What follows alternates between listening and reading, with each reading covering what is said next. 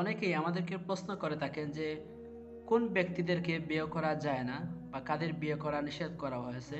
তো সেই সম্পর্কে সেই বিষয়গুলো নিয়ে আজকে কথা বলবো। সেই জন্য সম্পূর্ণ ভিডিওটি ধারাবাহিকভাবে দেখতে থাকুন এবং আজকে জানাবো আপনাদেরকে কিতাব থেকে আপনাদেরকে জানাবো যাদের বিয়ে করা জায়েজ নয়। আসসালামু আলাইকুম ওয়া রাহমাতুল্লাহি ওয়া বারাকাতুহু। সুপ্রিয় দর্শক বিন্দুরা, আমি আপনাদের সাথে আছি রায়হান আহমদ। আমাদের এই চ্যানেল থেকে আপনাদেরকে আন্তরিক শুভেচ্ছা এবং মুবারকবাদ জানাচ্ছি।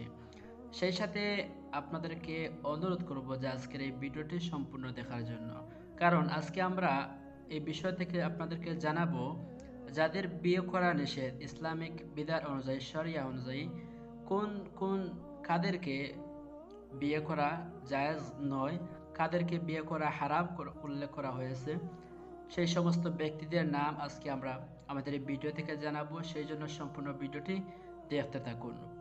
অনেকেই আমাদেরকে প্রশ্ন করে থাকেন যে কোন ব্যক্তিদেরকে বিয়ে করা যায় না বা কাদের বিয়ে করা নিষেধ করা হয়েছে। তো সেই সম্পর্কে সেই বিষয়গুলো নিয়ে আজকে কথা বলবো। সেই জন্য সম্পূর্ণ ভিডিওটি ধারাবাহিকভাবে দেখতে থাকুন এবং আজকে জানাবো আপনাদেরকে কিতাব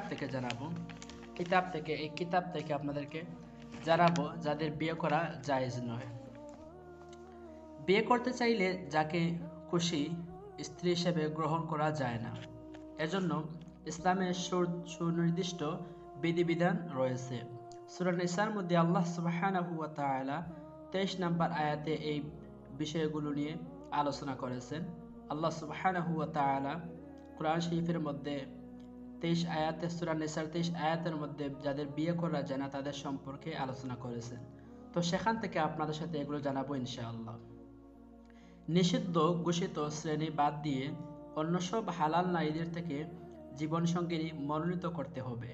অর্থাৎ আপনি বিভিন্ন দেশের মেয়েদেরকে বিয়ে করতে পারেন, বিভিন্ন মুসলিম, আপনি যদি মুসলমান হয়ে থাকেন আপনি মুসলিম মেয়েকে বিয়ে করতে পারেন।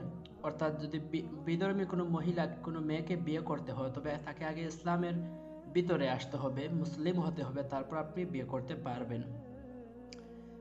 সুতরাং যাদের কথা আল্লাহ সুবহানাহু ওয়া তাআলা হারাম করেছেন, যাদের বিয়ে করা নিষেধ করেছেন, তারা ব্যতীত অন্য মুসলিম ধর্মের কোনো মেয়েকে আপনি বিয়ে করতে পারবেন। এখন কাদেরকে বিয়ে করা নিষেধ করেছেন? বিয়ে নিষিদ্ধ ঘোষিত নারীরা হচ্ছে তোমাদের জন্য হারাম করা হয়েছে তোমাদের মা, তোমাদের কন্যা, তোমাদের বোন, তোমাদের ফুফু, তোমাদের খালা, বাতিজি, বাগ্নি, তারপর তোমাদের দুধ মাতা, তোমাদের দুধ বোন, তোমাদের শাশুড়ি, তোমাদের সহবাসকৃত স্ত্রীগণের পূর্বের সন্তান যাদেরকে লালন পালন করছো, যাদের যদি স্ত্রীর সাথে সহবাস না করে থাকে তাহলে স্ত্রীর প্রাক্তন স্বামীর সন্তানকে বিয়ে করাতে কোনো গুনাহ নেই। এমনইভাবে হারাম হয়েছে তোমাদের ঔরসজাত পুত্রদের স্ত্রী আর দুই বোনকে একত্রে বিয়ে করাও হারাম। কিন্তু যা অতীতে হয়ে গেছে তা ভিন্ন কথা। আল্লাহ সুবহানাহু ওয়া তাআলা নিশ্চয়ই আল্লাহ ক্ষমাশীল এবং দয়ালু। আজকাল অমুসলিমদের সাথে বিয়ে হবার প্রবণতা দেখা যায়, অথচ অমুসলিমকে ইমান গ্রহণের পূর্বে বিয়ে করা ইসলামে নিষিদ্ধ। এ সম্পর্কে কুরআনে ইরশাদ হয়েছে, আল্লাহ সুবহানাহু ওয়া তাআলা বলতেছেন, মুশরিক অর্থাৎ বিধর্মী মেয়েদেরকে বিয়ে করো না যতক্ষণ না তারা ঈমান আনয়ন করে, অর্থাৎ ঈমান না আনে। মুমিনা নারী অবশ্যই দাসীবাদী সম্ভ্রান্ত মুশরিকা অর্থাৎ বিধর্মী নারী থেকে উত্তম। যদিও অমুসলিম নারীদের রূপ সৌন্দর্য তোমাদেরকে পাগল করে তোলে, তেমনিভাবে মুশরিক অর্থাৎ বিধর্মী পুরুষ যতক্ষণ পর্যন্ত মুসলমান না হবে ততক্ষণ পর্যন্ত তাদের নিকট তোমাদের কন্যাদেরকে বিয়ে দিও না। অর্থাৎ আল্লাহ সুবহানাহু ওয়া তাআলা বলতেছেন যে আপনি যদি কোনো মহিলা হন, আপনার মেয়েকে আপনি বিয়ে দিবেন কোনো এক বিধর্মী ছেলের সাথে, তখন আপনি বিয়ে দিতে পারবেন না। কারণ যতক্ষণ না পর্যন্ত সে ছেলে ইসলামের ভিতর না আসবে, ঈমান না আসবে, মুসলমান না হবে, ততক্ষণ পর্যন্ত আপনি বিয়ে দিতে পারবেন না। আগে তাকে ইসলাম গ্রহণ করতে হবে, ঈমান আনতে হবে, তারপর আপনি বিয়ে দিতে পারবেন। আল্লাহ সুবহানাহু ওয়া তাআলা এই ঘোষণা করেছেন। নিঃসন্দেহে একজন মুসলমান দাস গোলাম ঐশ্বর্যশালী মুশরিক অর্থাৎ বিধর্মী থেকে উত্তম। যদিও সেই মুশরিকের রূপ ঐশ্বর্যের দ্বারা তোমরা অতিভূত হও, তারা তো জাহান্নামের দিকে ডাকে, আর আল্লাহ সুবহানাহু ওয়া তাআলা ডাকেন জান্নাত ও ক্ষমার দিকে। তো এই বিষয়গুলো আপনারা একটু খেয়াল রাখবেন। যাদের নাম উল্লেখ করলাম, আবারও বলতেছি, যাদের বিয়ে করা নিষেধ, তারা হচ্ছে তোমাদের মা, তোমাদের কন্যা, তোমাদের বোন, তোমাদের ফুফু, তোমাদের খালা, বাতিজি, বাগ্নি, তোমাদের দুধ মাতা, তোমাদের দুধ বোন, তোমাদের শাশুড়ি এবং তোমাদের সহবাসকৃত স্ত্রীগণের পূর্বের স্বামীর সন্তান, যাদেরকে লালন পালন করছো। যদি স্ত্রীর সাথে সহবাস না করে থাকে, তাহলে স্ত্রীর প্রাক্তন স্বামীর সন্তানকে বিয়ে করাতে কোনো গুনাহ নেই, এমনিভাবে হারাম করা হয়েছে। তোমাদের ঔরসজাত পুত্রদের স্ত্রী আর দুই বোনকে একত্রে বিয়ে করাও হারাম, কিন্তু যা অতীতে হয়ে গেছে তা ভিন্ন কথা। নিশ্চয়ই আল্লাহ সুবহানাহু ওয়া তাআলা ক্ষমাশীল এবং দয়ালু। তো আজকে এই বিষয়গুলো নিয়ে আলোচনা করার কথা ছিল। আশা করছি আপনারা বুঝতে পেরেছেন।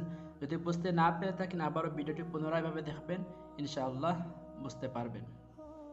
পুরুষদের একাধিক বিয়ে সম্পর্কে আল্লাহ সুবহানাহু ওয়া তাআলা কি বলেছেন?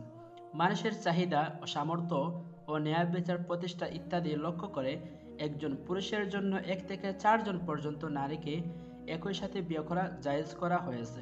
কিন্তু যদি একাধিক স্ত্রীর মাঝে ইনসাফ ও ন্যায় নীতি প্রতিষ্ঠা এবং সমতা বিধান করতে পারবে না বলে আশঙ্কা হয়, তাহলে মাত্র একজন স্ত্রী নিয়েই জীবন কাটানো জরুরি। পবিত্র কুরআনে আল্লাহ পাক ইরশাদ করেন, মহিলাদের মধ্যে যাদের ভালো লাগে 2 জন, 3 জন কিংবা 4 জন পর্যন্ত বিয়ে করো, কিন্তু যদি ন্যায় ইনসাফ কায়েম করতে না পারার আশঙ্কা করো, তাহলে মাত্র একজনকেই বিয়ে করো।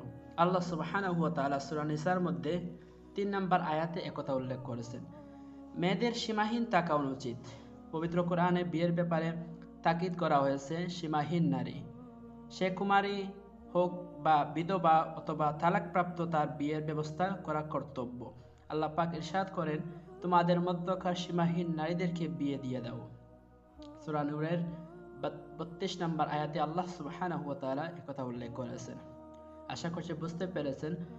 যদি বুঝতে না পারেন, আমি আশা করব আপনি আবারও পুনরায় ভিডিওটি দেখবেন এবং কমেন্টে আপনার মতামতটি জানাবেন।